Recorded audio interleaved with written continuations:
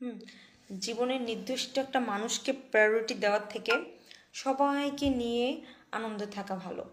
কারণ ওই নির্দিষ্ট মানুষকে যাকে আমরা বেশি প্রাধান্য দেই, তার ভাব এমন লেভেলের বেড়ে যায়, মনে হয় যে আসলে একটা কথা বলে না, আঞ্চলিক একটা ডায়ালগ আছে, মুই কি হনুরে, তাদের ভাবসাব এরকম হয়ে যায়। সাজ্জাদ। আচ্ছা, তোমার নাম তাহলে সাজ্জাদ, সরি তুমি করে বলছি, বড় না ছোট নিজে তো জানি না। আচ্ছা, আপনার নাম তাহলে সাজ্জাদ। আচ্ছা, ঠিক আছে। প্রাক্তনকে এভাবে বহন করার কি আছে? প্রাক্তনকে বহন করবেন না, তাহলে তো আপনি সুখী হতে পারবেন না। আপনার জীবনে নতুন যে আসবে সেও সুখী হতে পারবে না।